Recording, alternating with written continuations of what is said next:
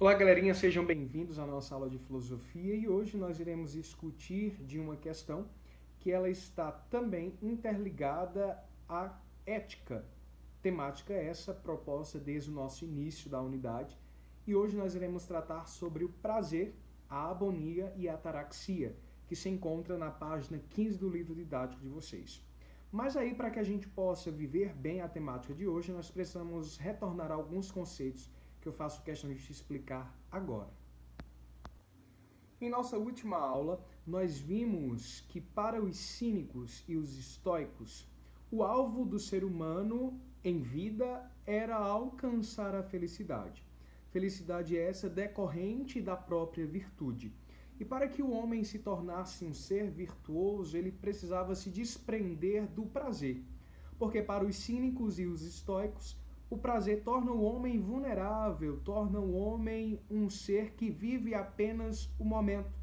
E não é um momento duradouro, é momentâneo. Então, para tais filósofos, para que o homem alcançasse a felicidade e fosse de fato um ser ético, ele precisava se desvincular plenamente do prazer, se utilizando apenas da própria razão. Por que eu estou fazendo questão de voltar a essa questão? Porque daqui a pouquinho nós vamos perceber que a partir de agora, com os epicuristas, essa ideia vai sofrer uma alteração. A partir de agora, com os epicuristas, o pensamento filosófico ele vai mudar. Ele não vai ser mais visto assim como os estoicos eles entendiam o ser virtuoso, o ser ético. Para os epicuristas, quanto mais o homem estivesse vivendo o prazer, quanto mais o homem estivesse se realizando neste mundo, era que de fato ele tornava-se um ser virtuoso, logo ele alcançava a sua felicidade e assim ele era ético. E aí na página 15 do livro de vocês, vai começar assim essa discussão. Os epicuristas eram também chamados filósofos do jardim. Por que eles eram chamados filósofos do jardim? Porque no prédio aonde se instaurava o templo filosófico, existia um jardim, era nesse jardim aonde eles discutiam, eles problematizavam todas essas questões. E aí essa escola é fundada ali no século IV a.C. pelo filósofo Empícoro, por isso, epicuristas. Enquanto os cínicos e os estoicos defendiam a possibilidade de suportar a dor e o sofrimento, os epicuristas procuravam um caminho para evitá-los, tanto quanto possível. E como era que o homem ele se livrava do sofrimento? Vivendo o prazer. E aí os epicuristas eles vão enfatizar o aspecto material da natureza humana, a ponto de julgarem as sensações de prazer e de dor como critérios confiáveis para distinguir o verdadeiro do falso, o bom do mal. Então, o maior bem, a maior riqueza que o homem de fato poderia conseguir na visão dos epicuristas era a realização pessoal, era esse prazer exacerbado. Os epicuristas ainda irão dizer que o indivíduo por si só se basta. Ele não precisa da cidade nem de exercer uma relação com os deuses para alcançar a felicidade, para viver os prazeres. Então, o indivíduo, quanto mais buscasse a sua autonomia, era que de fato ele era um ser feliz. Sendo um ser feliz, ele era um ser ético. Mas é bom ainda frisar que essa busca deveria ser também racionalizada, não apenas voltada para o prazer, um prazer momentâneo, que eu vou explicar para vocês já já. Agora, algo que eu também preciso deixar claro para vocês é que não é qualquer tipo de prazer que vai realizar o homem e que tornar ele um ser ético. Não, pelo contrário. Esse prazer precisa ser duradouro. Esse prazer precisa ser, de fato, algo que não encarrete em más consequências para o homem. Então, vale ressaltar essa diferença.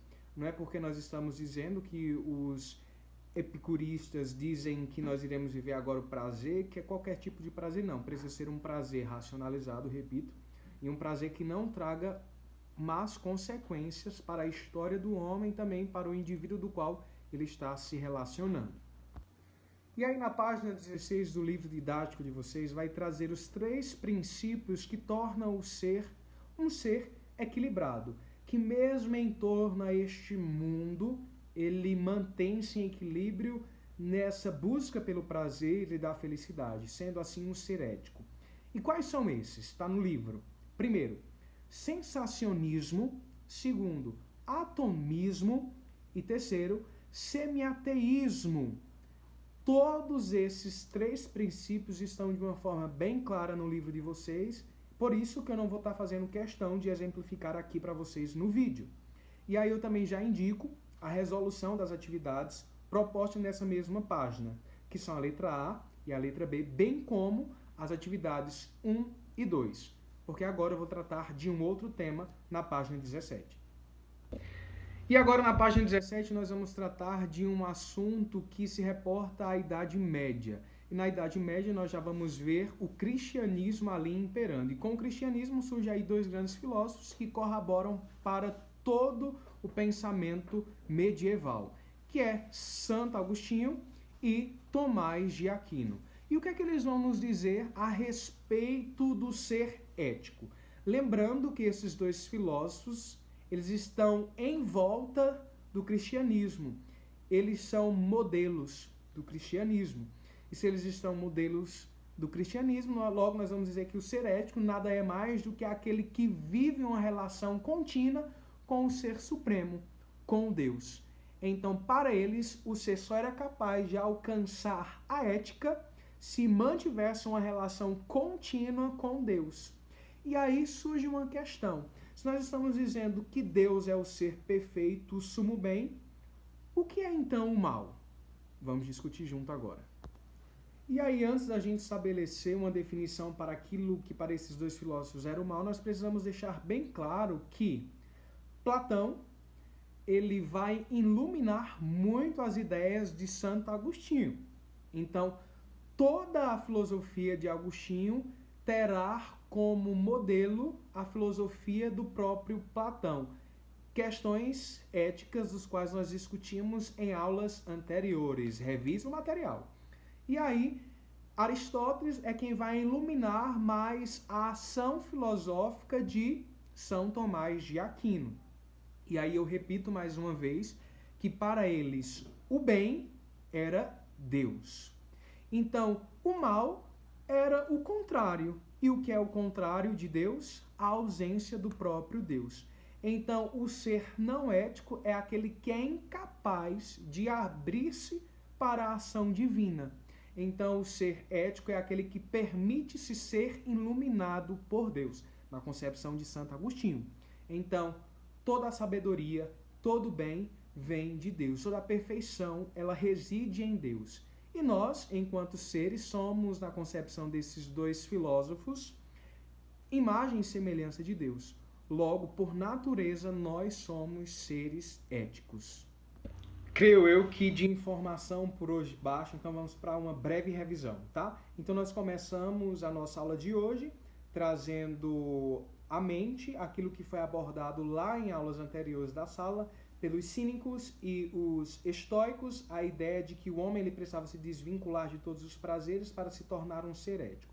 Em contrapartida a essa ideia, nós vimos os epicuristas, que vai tratar que o homem, ele de fato só é um ser ético quando ele vive o prazer, quando ele vive as sensações mundanas e ele se realiza nessa busca pela felicidade.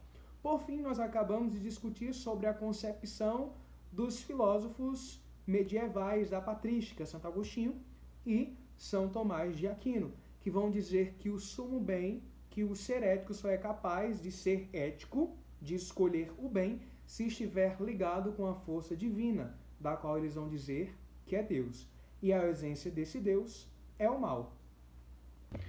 Bom, gente, acredito que por hoje, para a nossa primeira aula, visando essa acessibilidade nova da gente, não pararmos, creio que está bom. E aí, repito mais uma vez que as atividades que eu encaminho para vocês é aquelas que se encontram na página 16 e também tem um breve questionamento na página 17, que na próxima aula nós vamos estar retornando e discutindo essas questões. Obrigado e até o próximo encontro.